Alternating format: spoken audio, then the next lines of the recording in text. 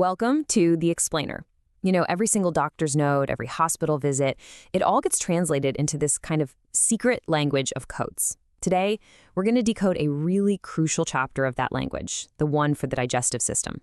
We're turning all that complex medical jargon into a guide that actually makes sense. Okay, to really get a handle on this, we need a good roadmap. So first we'll start by learning the basic vocabulary. Then we're going to apply it to some pretty tricky areas, like liver diseases and hernias. From there, we'll get into common intestinal problems before finally taking a deep dive into the high-stakes world of coding for bariatric surgery. Look, you just can't code what you can't describe, right? So before we even touch the numbers, we have to master the words. Let's build our foundation with some absolutely key terms, pulled directly from our source material. Okay, so first up, think of the biliary system as, well, it's like the body's plumbing for digestion. This whole network, the gallbladder and the bile ducts, it's ground zero for a ton of the issues we're going to be coding. So understanding its role is totally essential. Next, we have calculus. And no, we're not talking about math here. In medical terms, it just means a stone. But this simple word, it's a huge fork in the road for coders. Knowing if a calculus is present and exactly where it is completely changes the code you're going to use. And finally, let's talk diverticulitis. That little suffix itis, that's our big clue here. It always means inflammation. And as the source material really hammers home, there's a world of difference between just having these little pouches in your intestine and having them get inflamed. That distinction, it's absolutely critical for accurate coding. And this image, straight from the textbook, this is basically our anatomical GPS. Seriously, every single code we're about to discuss corresponds to a specific location right here on this map. So getting a handle on this geography is really the first step to navigating the whole coding system correctly. All right, now that we've got the vocabulary down, let's put it to work. We'll start with the liver and that biliary system we just defined. This is where precision in coding becomes just non-negotiable. So the key concept to grab onto here is the combination code. The whole goal is efficiency and, of course, precision. Instead of you having to juggle separate codes for, say, inflammation and a gallstone and a bile duct stone, the system is designed to let you use one single code that paints the entire clinical picture at once. Now, this table from the source, this reveals something really fascinating. Procedure codes aren't just something you look up in a book. They're actually built. A coder has to act like a detective, using a grid just like this one to select each little component. The body part, the surgical approach, any device used, to construct a code that tells the exact story of what happened in that operation.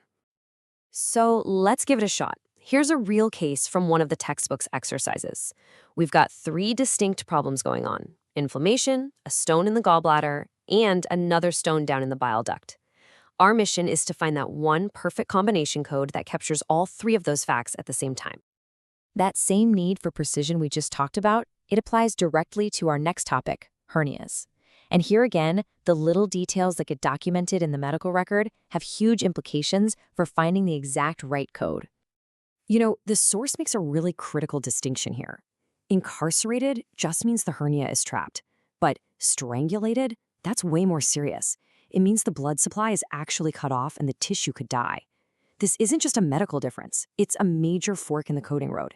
If gangrene is mentioned, you have to capture that in the code.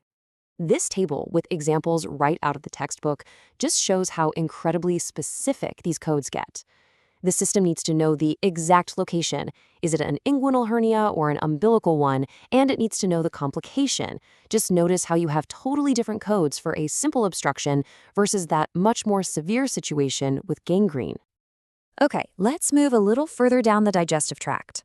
Here, we run into some other common intestinal issues. And just like with hernias, there are some very specific coding rules that can easily trip you up if you're not paying close attention. So this right here illustrates a key principle in coding. It's all about hierarchy. The source material is crystal clear. If a patient has diverticulitis, that's the inflammation, it's just a given that they also have diverticulosis, which is just having the pouches. I mean, you can't have one without the other, right? So you only code for the more specific, more severe condition, in this case, the diverticulitis. When it comes to polyps, let me tell you, the pathologist's report is a coder's best friend. A simple note that just says polyp gets a pretty generic code, but If that polyp is identified as a benign neoplasm, the code changes completely. Oh, and if the patient has a history of polyps, that also requires its own separate Z code to keep track of their medical history. All right, for our final section, we are diving into one of the most complex areas out there. It combines anatomy, procedures, and potential complications all in one. We're talking about bariatric surgery. This awesome illustration from our source really shows the dramatic anatomical changes that happen during bariatric surgery. I mean, just look at the difference between gastric banding and gastric bypass. They alter the body in fundamentally different ways. The whole purpose of the procedure codes is to capture that specific mechanical change with perfect accuracy. So, to simplify all this complexity, the source text basically divides these surgeries into two types. You have to ask, is the goal simply restrictive, just to make the stomach smaller and limit how much you eat? Or is it also malabsorptive, where they actually reroute the intestines to limit absorption? Figuring out the procedure's main function is always the first step to picking the right code. You know, a really key takeaway here is that the coding journey doesn't just end in the operating room. The system has an entire category, K95, that is dedicated solely to tracking complications after bariatric surgery. This is what allows healthcare systems to monitor the long-term outcomes of these really specific procedures. So all of this precision we've been talking about, the difference between diverticulitis and diverticulosis, the need to specify gangrene in a hernia, it's not just about following rules for the sake of it. These codes are what drive medical research, they shape public health statistics, and they determine how billions of dollars get spent. Which, it leaves us with a final and pretty critical question to think about. In a system this complex, what is the real-world cost of a single mistake?